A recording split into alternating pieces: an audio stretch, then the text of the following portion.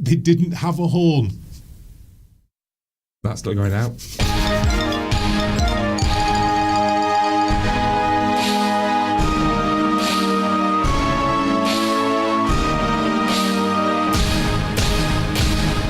Watch out, it's Tom Shires.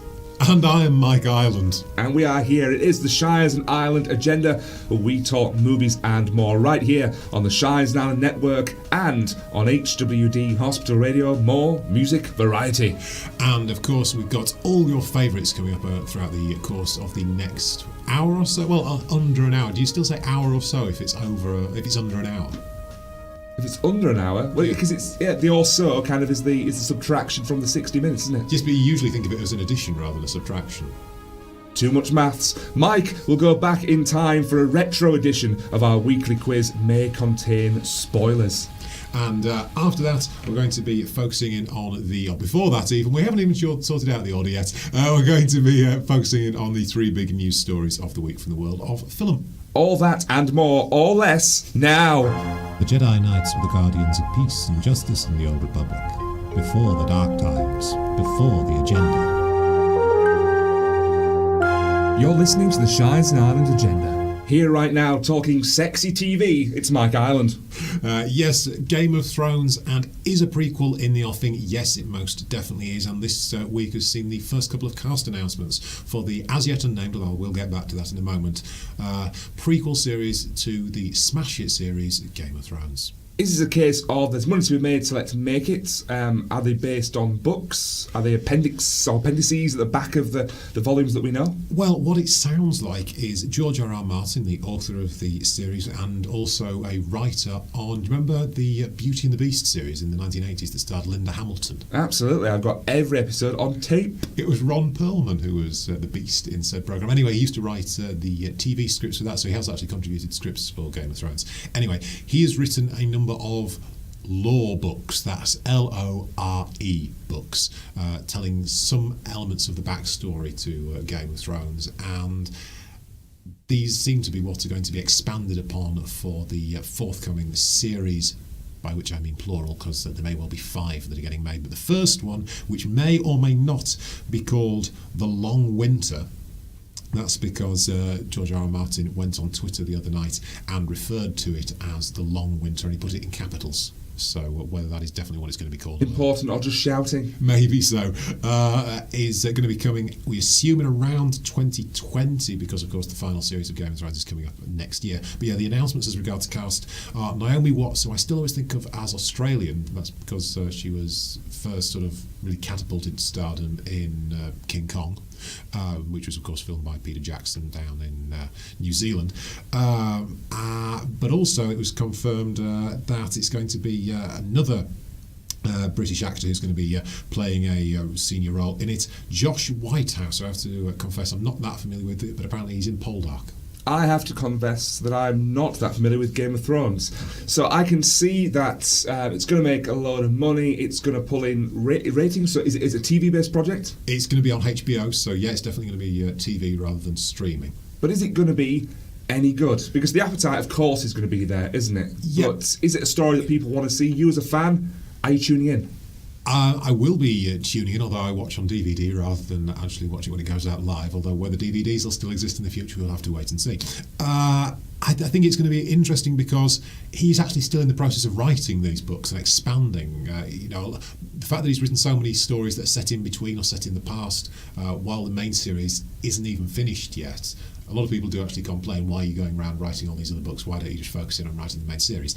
But it actually means that the TV shows, forthcoming ones, will have a bit more room to breathe and don't have to necessarily be beholden to stuff in the way they were before, particularly as, in this case, it's George R.R. Martin himself who is going to be show running, but along with Jane Goldman, who of course has got a great track record at writing fantasy and science fiction for film with the likes Still married to Jonathan Ross? Still married, I think they are, yeah. Kingsman Secret Service, X-Men First Class, Kick-Ass, Stardust, so she's certainly got some chops when it comes to writing this sort of material. Karate chops? Very much so. Judo chops? And because it's also understood to be set a couple of thousand years in the past, you can be as close to the tone and feel of the existing show, but you can also wildly diverge from it. What's it going to look like, though? Because my understanding of Game of Thrones is that it's kind of a medievally type thing. So if you go 2,000 years before that, what's it going to look like? You should read some of the law books, Thomas. It looks very similar, and there have actually been, you can find them online, certain discourses that have been produced by aficionados who argue that in a world where dragons and magic exist, perhaps civilization doesn't quite develop in the way that it has done in our real world, and therefore people are too busy being eaten by dragons, so you never get to kind of change or evolve or make progress. You get stuck in a sort of medievalist world forever, really, I suppose. Yeah. I guess if they're always sending their smartest guy out to fight the dragon, then they're never going to go anywhere, are they? Really not. Now they're going to have to go to HBO. Mrs. Agenda, are you trying to seduce me?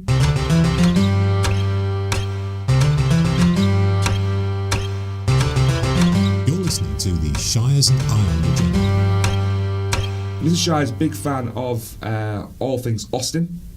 I'm a big fan of all things Alicia Silverstone, circa mid-90s. Okay. Is that a wide range of things you've got to go out there? Between Clueless and Batman and Robin, all the hits. Oh, very much so. So yes, Jane Austen must be enjoying some sort of moment, because there's been confirmation in the past week that there are going to be 2 productions of Jane Austen works coming in the next year or so, and the same Jane Austen work. So what is it about Emma that seems to be attracting people? Is it the fact that I think some people have argued that it's, despite the fact that Lizzie Bennet is the protagonist of Pride and Prejudice, a lot of people actually say Emma Woodhouse, I want to say, is the most interesting lead character in the Jane Austen canon, which again is something I would quite like to see, because it's the right sort of period. So Clueless is getting remade by Paramount Pictures. It's got the Girls Trip writer Tracy Oliver producing, and Marquita Robinson, who's written for Netflix's Glow, which is Glamorous Ladies of Wrestling. It is indeed. Yeah. Quite a gritty show in its own right, and I've seen the cast. They make frequent appearances on WWE programming as part of the women's evolution that's going on. Very kind of female-led, female-strong movement going on in the wrestling at the moment. It sounds like it should be something from the X-Men, the women's evolution. Anyway, obviously a huge impact at the time in the mid-1990s, kind of defined the era in many ways, certainly introduced the whole Valley speak, maybe along with Bill and Ted's Excellent Adventure, because that had a sort of similar approach to... Give us some then. What, Valley speak? Yeah. As if... That's basically all I can do. Whatever, I don't know whether that was a thing, I'm just making them up off the top of my head, but it sounded quite convincing. Did it? No. Also introduced, as you say, the likes of Alicia Silverstone, Paul Rudd. Ant-Man himself got his breakthrough in Clueless. And the bloke from Friends? The bloke from Friends. And also the late Brittany Murphy as well, who I think was probably the star performer really in the film, even more so than Alicia Silverstone. But is it the fact that it's about a central female character who has got both positives and negatives to even in a light, frothy comedy, which is what Clueless was, and even in Emma, which, as I mentioned, is coming back as well. This one through working title, and it's going to be a more traditional adaptation, you assume. She's a character who is very funny, but is also someone who has got sort of blind spots. You know, she's well-intentioned. She wants to help her friends. She wants to help her family. She wants to arrange marriages and thinks that she's the best person in the world at arranging marriages. But she does have some sort of problems as regards judgment, and decides that certain people shouldn't get married, that we as the audience recognise immediately are perfectly suited to one another. So I wonder, is that a sort of thing that suits the times at the moment? We're getting a more sophisticated character, perhaps. Yeah, I think we have definitely, to almost draw back to the WWE comparison, we have this women at the front, and women leading characters. But also I think it's very difficult as an audience member to be drawn in by a caricature. So if we have a character that is believable, as you say, flawed, yet likeable, I think that's the best of both worlds, because it's not kind of a white-than-white hero or someone who's downright awful, but someone maybe a bit like us, because we do have flaws, Mike Island. It has been known. It has been known. So yeah, the Clueless remake, early stages of development, so we don't yet obviously have any casting or anything like that. But in terms of Emma, it's going to be Anya Taylor-Joy who's going to be starring as the title character, soon to be seen in Playmobil, the movie. Here they are, the agenda.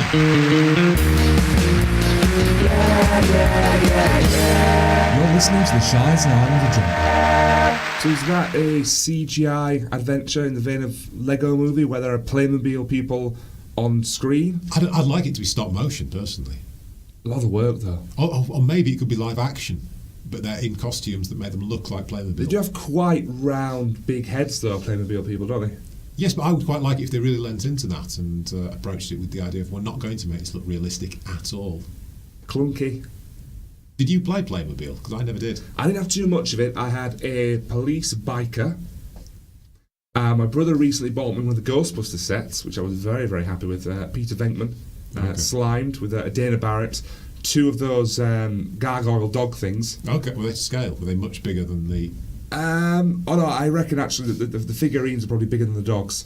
You get some proton blasts for your proton pack, a PK meter, and a trap. Kids today don't know they're born, do they? Anyway, Lady Gaga continues to shine with her A Star Is Born co-star, Bradley Cooper, ruling both the albums and singles chart this week. We don't often talk about the music charts because I don't really pay that much attention to them, but obviously the Greatest Showman soundtrack, huge success earlier on this year. I think it's still in the top 25 or something like that. Spent 21 weeks at number one.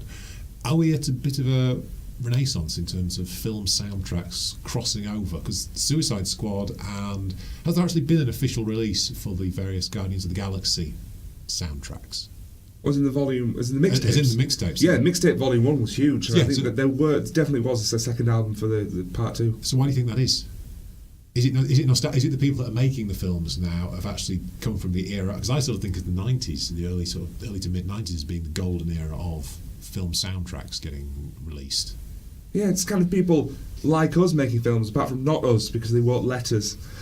But tonally, A Star Is Born, very different. I'm only going on the trailers, I've not seen the film, but it's not as glitzy, it's not as saccharine, I wouldn't even say it's as family-friendly as The Greatest Showman. But is this just the drawing power of, particularly Lady Gaga, as that kind of crossover artist? Is she the key? I think so. Although, if the word of mouth for the film itself hadn't been good, because I don't think Lady Gaga's last album did especially well, so I suppose it's the fact that you're actually seeing her act.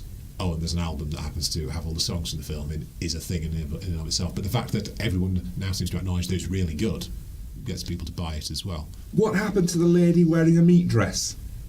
Did she have to do that? You want her back? No, did she have to do that as an actress, or as a performer then, probably before her acting days, in order to be outrageous and make her mark, so that she can then almost not sell out, but do something a bit more bland and mainstream? Well, you rein herself in, perhaps. Yeah, but do you have to put your stamp on things by doing something crazy to then just be able to do maybe more of the things that you want to do? Or maybe she wanted to wear the meat dress, I don't know. I think she probably wanted to wear the meat dress. Who wouldn't? But is it just that's what you demand of a pop act, and someone who is really going to make a big impact in the world of pop has got to have an outlandish character as well, perhaps? There are ones that don't. You could say Ed Sheeran and Adele don't necessarily have bigger characters, but that's what Lady Gaga felt. Whereas now she's acting, it can be a bit more restrained. And to be honest, I haven't actually seen any interviews or anything with her recently, so I don't know whether she's sort of back in Lady Gaga pop star mode, or whether she's sort of morphed into what's her first name? What is her first name? Lady. First name Lady, surname Gaga. Anyway, this did also tie in with another story that has broken in the last week or so, and that is that unreleased music from the late George Michael is going to feature in 2019's Last Christmas, which is a romantic comedy set in London, directed by Paul Feig of Ghostbusters fame, and written by Emma Thompson, or co-written at least by Emma Thompson, starring Emilia Clarke of Game of Thrones. So, not quite Love Actually. Yes, that's what I went but to. Almost. Yeah. First off, it's going to be great to hear some more George Michael music, regardless. And he was Just actually, release an album. You don't have to make a bad film to attach it to. Just release a good album. he was actually in, I was about to say in cahoots. He was in discussions with and serious conversations with about the film before he passed away. So it's not as though this was something that he wasn't aware that was going to be happening down the line. Do you want me to give you the synopsis? Because I think the synopsis Absolutely. of Last Christmas, which seems to be inspired by the Wham classic. It states, the film will follow Kate, as played by Emilia Clarke, who harumphs, their word, around London, making a bundle of bad decisions, which includes her job as an elf in a year-round Christmas shop. Tom, who's played by Crazy Rich Asians star Henry Golding, seems too good to be true when he walks into her life and starts to see through so many of Kate's barriers. As London transforms into the most wonderful time of the year, nothing should work out for these two. That last bit doesn't seem to make sense with the previous sentence. You've already And said it doesn't work. Is that the idea that it doesn't work out, and then they meet? Do they meet a year later? maybe that would tie in with the theme of the song. Wouldn't I think it? so. I think the idea is that they have to have almost the perfect Christmas or whatever. For whatever reason, they can't go on in their relationship, and then a year later, she's an elf again. He still needs Christmas presents, and alas, they meet. It's like Emma Thompson was in the room. It's round, it's purple, it shows you what to view. It's Mike's Big W. So it's time for Mike's Big W, or Freeview Film of the Week, as we used to call this. Yeah, we did. And this is when we go through. Go on. No, not going to do it. Not going to do it. Random recommendation. Random recommendation Yeah. as well. Okay. Preview Film of the Week. He loves to try and throw me off. So it's when Did we it work? Yes, it did. Oh, excellent. So it's when we go through. As long as it worked. So when we go through the films I hate to do it and it not work. that are going to be on for the next 7 days, I pick out the What, ones, this link? Probably at this rate. the ones that are worth watching, and we'll start off with a couple of films actually that are on Saturday evening at 9 p.m. on Channel 4. Channel 4. It's The Huntsman: Winter's War, or Oh, the sequel. as I like to think of it, Frozen with Chris Hemsworth. Nice. But it's Snow White the Huntsman pseudo-sequel, is it? Yes, it's not in The Huntsman. Sequel prequel. Is it? Actually, yeah. Oh. There's, it's actually prequel sequel. Starts off before. Then it's implied that the events of Snow White and the Huntsman happen in the middle, and then picks up with the sequel at the end. So yeah, it's the return of Chris Hemsworth, also Charlize Theron and Nick Frost, Sam Claflin. They couldn't get Kristen Stewart back. Too busy? There were reasons, if you recall the fallout from the first film. I don't remember. Can we talk about that now? Legally speaking, we are unable to, although it was in the press. Also, What, the Dewsbury-based newspaper? it was in the newspaper. Exclusive. Read all about it. This one sees the addition of Jessica Chastain, Emily Blunt, but also Rob Brydon. All right. What voice is he doing? No, he's doing, I don't know what voice he's doing, but he's playing a dwarf. It's one of those films where they do get British character actors to turn in the odd performance. I think Ian McShane was in the first one, so in this one they've got James Corden not available? yeah, clearly. Rob Brydon and Sheridan Smith in it as well. It's also got Liam Neeson narrating, so he does good narration. That's Saturday, Channel 4, 9 p.m. Also on Saturday evening on Dave. Dave is channel number... It's not one we go to often, is it? No, it isn't. So I need to stab at strange number. I'm going to go for channel number 19. 12. Oh. It's Fight Club. One of the most... 9 o'clock Saturday on Dave. He said too much. On Saturday on BBC Two Channel 2. at 9 o'clock. 9. So you're really going to have to pick what you're going to watch on Saturday at 9 o'clock. It's What's the other option? We can't talk about the other option, and also The Huntsman: Winter's War. Truly Madly Deeply, which is Alan Rickman starring opposite Juliet Stevenson. I should really say Juliet Stevenson because I think she's technically the lead in this one. It's the film that really broke Anthony Minghella as a mainstream director and ultimately saw him achieve a great success over in the United States. But this film focuses on a woman whose partner has passed away, but who keeps seeing ghostly, I was going to say visions, that'd give it the wrong impression. He's basically alive as a ghost around the house, and their relationship seems to carry on in an almost perfect way now that he is a ghost. And there is some sort of question of, is he a ghost, or is it that just her grief is such that she is imagining him being there? And then it explores how memory can affect, or the lack of being able to move on might affect somebody. And there are some interesting twists and turns in the film. It's a romantic comedy to a certain extent, certainly a moving comedy, if I can put it that way. Is it based on the Savage Garden hit? Unfortunately, it isn't. I'm assuming that the Savage Garden took inspiration from the film. Do you remember the lead singer in Savage Garden? Oh, yes, Darren Hayes. Well done. Darren Hayes. And the other one, I don't know who the guy was. What I'm going to move on to now on Sunday on BBC Two at Channel 2. 1:15 a.m.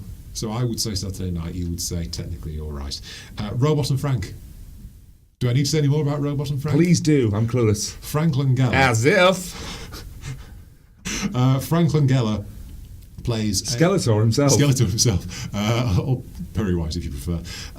Plays a elderly cat burglar who is now retired and who may be beginning to suffer from, I think it's dementia. His son, played by Richard White, that is to say James Marsden, buys him a robot helper to help around the house, and it's about their friendship, if nothing else, and how he realises that he can use this robot to get back into business.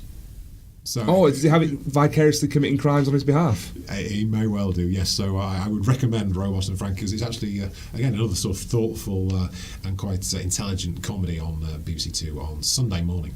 On Sunday afternoon on BBC One, it's Channel 1 at 2:20 in the afternoon.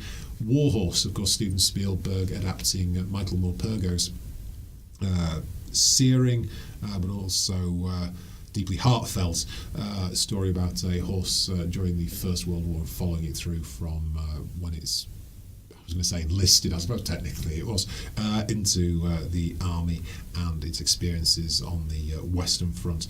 And I didn't realise it was actually Richard Curtis who co-wrote the script. Really? Yeah, I only found that out this week when I was reading up about it, but yeah, that seems to struck. But he only writes bad films. So that's on Sunday afternoon on BBC One. On Tuesday evening, or Tuesday morning actually, 12:55 on Tuesday morning, you can see a film that launched the career of Doctor Who, of Finn from Star Wars, and also one half of Firestorm from DC's Legends of Tomorrow. I'm talking the old one or the young one? The young one. I'm talking about Joe Cornish's Attack the Block. Not a film you've seen, I don't think, but I do think it's a really... No, but you did really telling really a previous incarnation of this show, and it was like I was there. It's a very interesting and funny version of an alien invasion that happens to take place on a London estate. What have they got, Mike? What have they got? Why are they under attack? They may have... They have something. They've got something that the aliens want, put it that way. But the reason it's on that particular time on that particular night is because it's actually set on bonfire night. That's why the alien invasion goes unnoticed, because there are loads of fireworks going on that particular. So is it almost in real time then, when they've scheduled it to be on and when you can enjoy it? I think they have, yeah. So that's Tuesday morning, 12:55 a.m. For our Freeview film of the week, though, we're going to Talking Pictures TV. By the way, you never actually said what number film 4 was. That's because I've forgotten. Film 4 is channel number... Doesn't have a 4 in it. We've been here before... 16. 15. Oh! No, our Freeview film of the week comes from Talking Pictures TV. 35. 81. Nowhere near. It's on at 10 to 7 on Sunday. 6:50. And it's Hobson's Choice. Nice. Hobson's Going back to the prefabs at BGS, represent. It's David Lean, who we don't really associate with directing comedies. Sort of think of him as the guy behind Lawrence of Arabia and Bridge Over the Requai. You really don't like Lawrence of Arabia. But he did direct Charles Lawton, Brenda de Banzi and John Mills in what I think is one of the great British comedies of all time. I think performances are wonderful, and I do think the direction is absolutely superb. So tune in to Hobson's Choice on Talking Pictures TV, 10 to 7 on Sunday.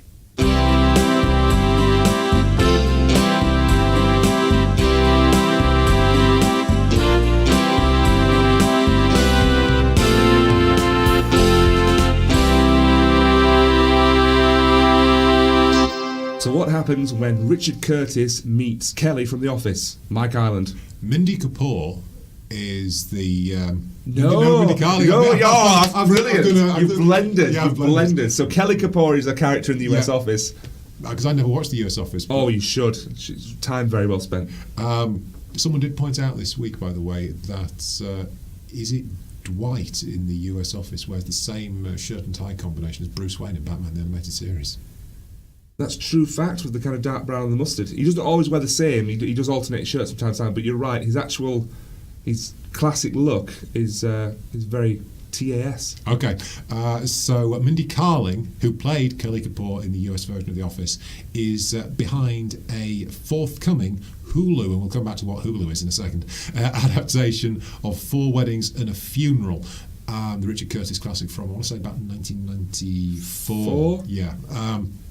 And they're actually not just planning one series, they're planning seasons ahead, and the idea is that each season is going to focus in on a different character, because if you remember, Hugh Grant's the one that everyone does remember because it was his sort of breakthrough role, but there were a group of characters in Four Weddings and a Funeral that attended each particular nuptial and funereal event.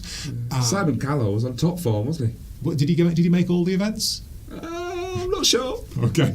I think he might be president of all of them. Okay. He might not have enjoyed one of them, though. The new version focuses follows on with a group, as I say, of characters, and each one's going to get a different amount of attention in each particular series, and it's being made for Hulu, which broadcasts in the United States and I think Japan. Why? Why did it do business in Japan and the United States? Well, they're large markets. I recognise that they're large markets, but is it? I would have thought if you're providing a streaming service, wouldn't it be relatively easy to provide it globally? Yeah, I don't know why it's so almost territorial, because it's one of those things where WWE put all their major programming on there.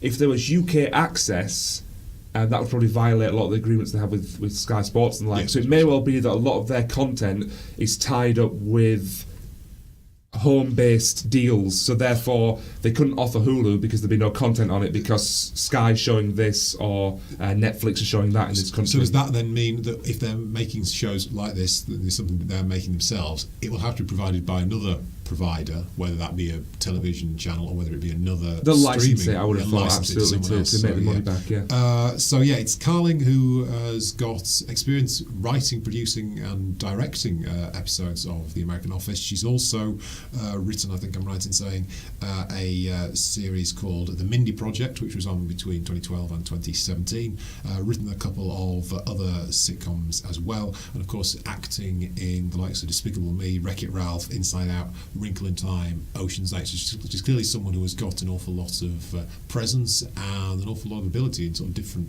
aspects of the TV and film world. Sure has. And not to get political, she's been taking on Donald Trump over the past few days in relation to some kind of citizenship battle that seems to be going on. So she's not afraid to stand up to the authorities. Do you think a remake of Four Weddings and a Funeral is something that was bound to happen? I like the idea, though, that it's not just a case of, let's get together today's kind of brick cast and make a film out of it.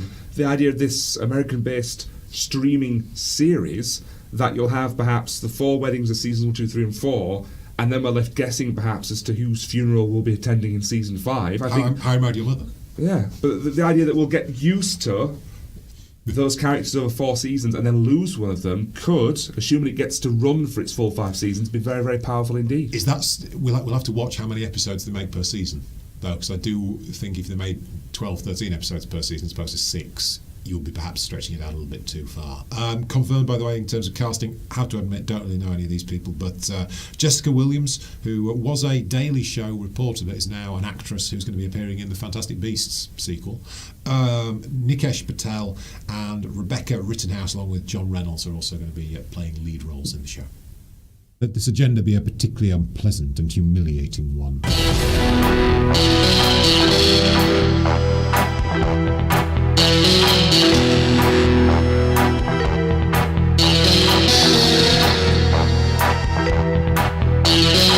You're listening to the Shires and Island Agenda.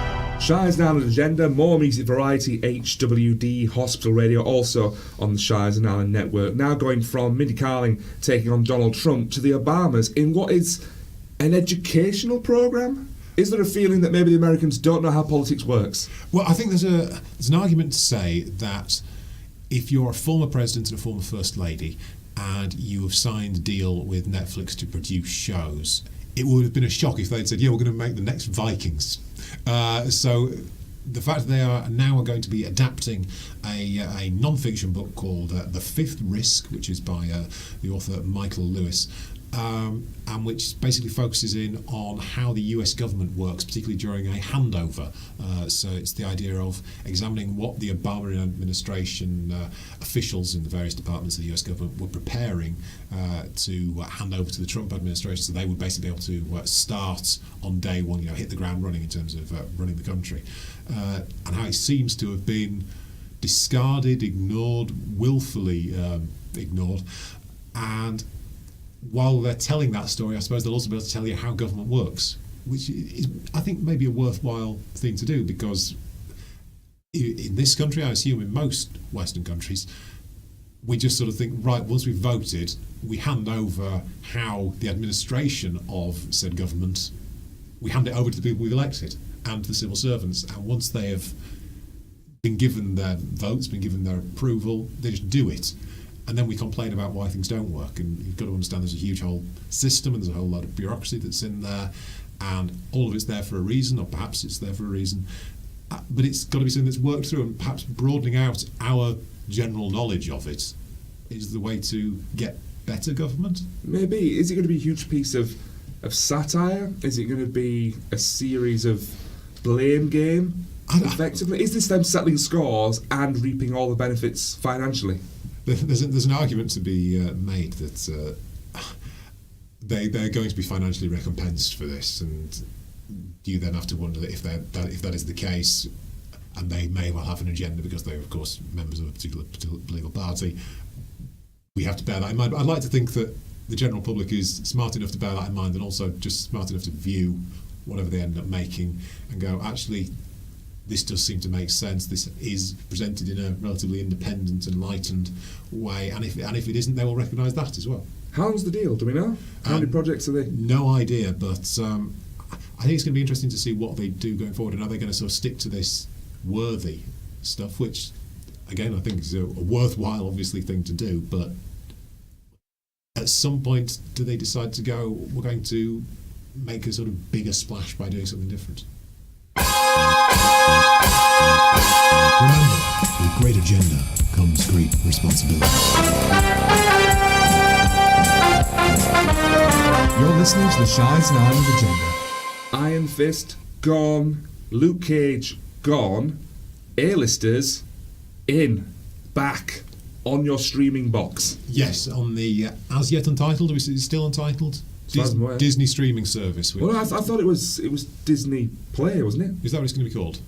Disney Live's the one that exists now. Disney Play's the upcoming Super Star Wars Marvel streaming service. Okay, well, that's what is going to be featuring. It is appearing. Falcon and Winter Soldier, so the two Captain America supporting characters, are going to be getting their own limited series on the Disney streaming service. It's Malcolm Spellman who is writing the series featuring the two superheroes, currently in development. First proposed limited series, because there has been talk about other ones, and we'll come back to them in a second, to find a writer.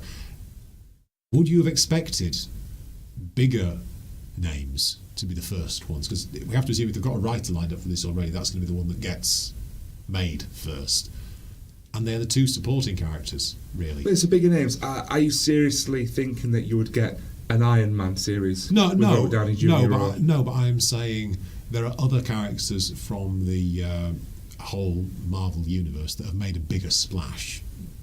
We may well come on to the fact that Loki and Scarlet Witch and the Vision may well be getting series respectively.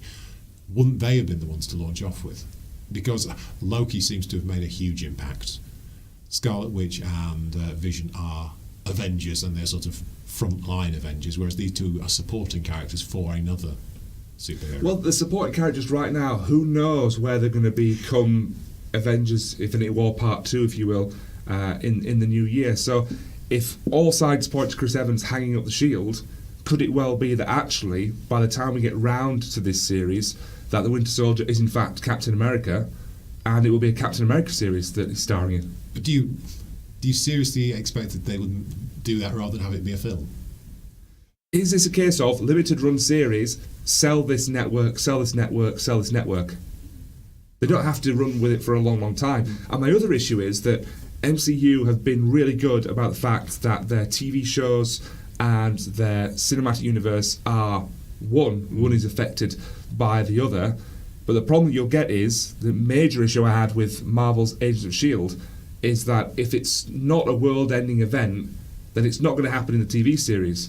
So what suitable threat is going to bring these two characters together, keep our interest for that period that shouldn't be a film? It's basically coming back to your point, isn't it? That if it's good enough, then it should be on the big screen and not used as a ploy to get $9.99 a month off me. Maybe the argument with those two characters, though, is, well, you take it back to Captain America: The Winter Soldier, which is a sort of spy thriller, really. So you could justify having that as a TV show. Also, that's easier on budget, perhaps, because they are sort of two lower tier in terms of power level characters. It's going to be interesting to see what they do with Loki and what they do with Scarlet Witch, because their sort of power levels are crazy. But then it's magic, so I suppose you can rein it in if necessary with some sort of hocus pocus.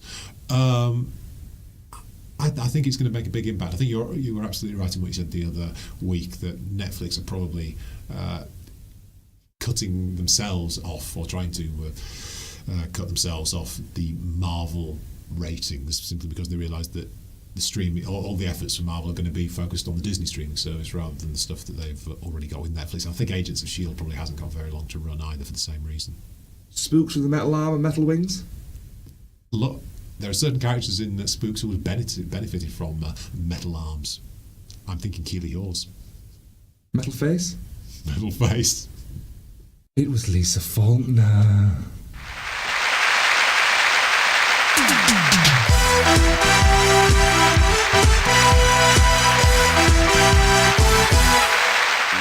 Welcome back. You've played a small blind at All Night Poker Face. Are you ready for the final round? Affirmative. For tonight's grand prize, the UK Top 40 taped off the radio, your category is 90s nostalgia. Okay. All you have to do is identify the 90s shows from the clues I'll give you. There are bonus points for combats and mesh tops, and this round may contain spoilers. The quiz ends in the year 2000. Are you ready to begin? As if! Begin! Who loves orange soda? Kel loves orange soda. I do. Ooh. What's the show? Keenan and Kel. Mimo. Brother of Nemo. M-I-M-O. Mimo. I Miss it, miss out. Oh, was that Live and Kicking? Live and Was it kicking, yes. There's baloney in our slacks. Could you go to a hospital to see about that? You could go to a water tower and ask about it. Oh, is it Animaniacs? The Animaniacs. The Animaniacs coming back. Reptar. Raptor? Riptar? Reptar, no, that's... Godzilla-style character in a Nickelodeon animated show. Little dolls held by the kids. Rugrats. Indeed, Tommy Pickles loves him some Reptar. Have you ever felt like this? Round the Twist. Round the Twist? What a show Round the Twist was. The theme tune has been used, I think, by Asda as the Halloween thing. This year? This year, yeah. I'll have to check that out. The Fun Kart Grand Prix. Funhouse? Yes. Bonus points. Can you name the twins? Not at this time of day. Shall I tell you? Okay. Melanie and Martina Grant. Was it? It was. Was it Pat Sharp that presented it all the way through? Or was there a different host? I'm pretty sure it's him. Okay. Him all the way. No, it was Neil Buchanan who did Finders Keepers. Which is the superior show. And it was banned from TV because it inspired people ransacking houses. No, it didn't. No, it did. No, that's one of those newspaper stories. No. There were kids breaking into old people's houses, turning them upside down, trying to find prizes. And there was a big finger saying, it's there. Jeff Keegan. Viking Grove. I grew up. He was smoking. If the teacher pops a test, I know I'm in a mess. Saved by the Bell? Yes! Was it Saved by the Bell, the new class? No, original series. Screech. Ah! Out of prison as well. Harmony Parker. Harmony was a character from Buffy the Vampire Slayer, but I don't think that's what you're referring to. So there was Harmony Parker, there was also Melody Parker, they were sisters. Sweet Valley High. No! Wasn't it Sweet Valley High? Sweet Valley High. I'm going to have to... No, it was the Wild Bunch or the Wild Family. Oh no, but these are all good shows. I don't know, you're going to have to tell me. Oh, the Queen's Nose. The Queen's Nose. Queen's Nose. Where'd she get it from? Do you remember? It was her uncle brought it back from Bhutan. Skills? The stuff you know. Voice trumpets. They're the official name for something on a TV show, the voice trumpets. Was that a spin-off from The Voice? I'm not familiar with this one, no. And they come out the ground and they indicate that it's time for the stars of the show to emerge from their Superdome. The Teletubbies. Yes, it is. It is. It's called Teletubby Superdome. No, it has it's not Technodrome, but not. Do you know what they call the child in the sun? Do you know what the official character's name is? Tori Wilcox? No, that's a mystery. Okay.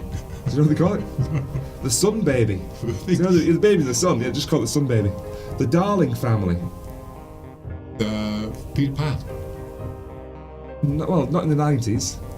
I'm I suppose Hook, you could argue, but no, we're on TV. No, go on. I'll give you a music clue. Na na na na na. Na na na na na.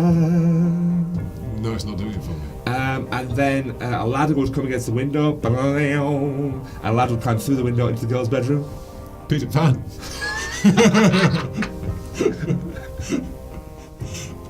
So there was a daughter. The show's got her name in it. There was the dad, the mum, and the annoying ginger brother. Still Peter Pan? No, I don't know. It's Clarissa Explains. Clarissa Explains it all. Okay, yeah. All right, Dinah Hunter. Oh, don't look at the eyes. Don't look at the eyes. Look around the eyes. The Demon Headmaster. The Demon Headmaster. Very good. Terence Hardiman or something like that. Hedges Harriman. The actor who played. He's a scary, scary man. Professor Horatio Hart. Now that name sounds familiar. It should, because from the greatest show ever made. Tomorrow Never Dies?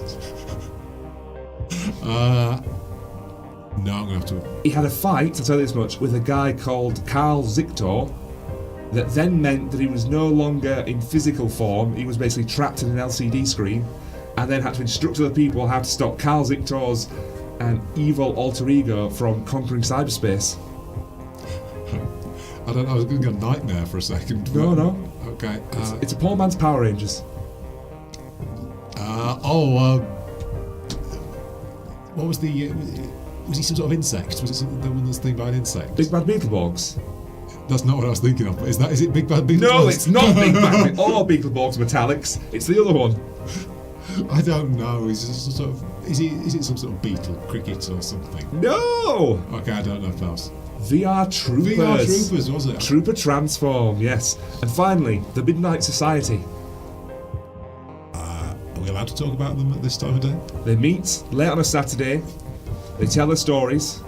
And they scare each other senseless. I don't know. I'm going to pass. It's another one from Nickelodeon. Oh, I didn't watch Nickelodeon. Did you not have Nickelodeon? No, I had to go to my granddad's to watch that. Are you afraid of the dark? Is it Are You Afraid of the Dark? That is the answer. Thank you. Mike Island? No? No. Who are you? I think I'm a Big Bad Beetleborg. You are. And you're a winner!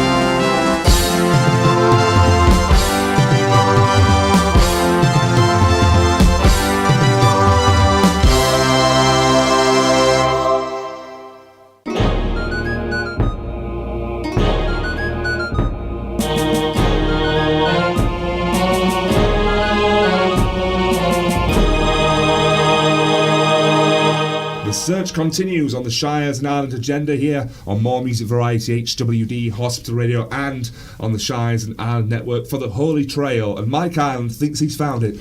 The story that broke in the last couple of days about how poorly Amber Heard's film London Fields has done in the United States. It got a general release and yet only made around £125,000 over the weekend, opened in 613 cinemas. It's an adaptation of Martin Amis's novel, and it's been the subject of protracted litigation since it was made back in 2015. Loads of disputes going on between all sorts of people involved, producers, production companies, stars. Stars Amber Heard, soon to be seen in Aquaman, also features Billy Bob Thornton, John Sturges? What's his... The chap who was in the Beatles film a number of years ago. Jim Sturgis. The reviews were absolutely awful, but it did mention that there was a trailer that was online now, and I decided to watch it, and I thought, this is one of the most bizarre things I've ever seen, because... So I'm going to close my eyes, because we're just voices coming out of the speaker. So take me through it, Mike. It's set in a dystopian future, and yet it's clearly filmed in London of around 2010. There's lots of shots of police and rioting people, some of which I think is clearly genuine. And it's very, very trippy and lots of jumping forward and back in time. Johnny Depp appears briefly as a Snatch-esque gangster who is trying to seduce Amber Heard, and if you're following online, you may know that story in the real world didn't end very well. She plays Nicola Six, who is... She's an escort of a sort, it would appear, who has got... Who's she taking? Where's she taking them? She's taking... Full escort? She's taking them wherever they wish, and they will go however far they want to go. And she has psychic abilities to tell her own future. And she knows that one of her recent... friends is clients is going to murder her, but which one is it going to be? Well, she can see the future. She knows, right? It's unclear whether she can see who it is or whether she just knows that she's going to be murdered. And as I said, there's lots of stuff with her in loads of different costumes, because it's the idea of different identities she's got to assume when she's with a different friend, and just seems very, very overwrought. All the accents are all over the place. The costume stuff is... Do you remember the Peter Pan film that came out a few years ago that had the Nirvana in it? Was that just called Pan? Yeah. Think that, but more so in everyday London. It is utterly ludicrous and utterly bizarre, and yet I have to say, I kind of want to watch it.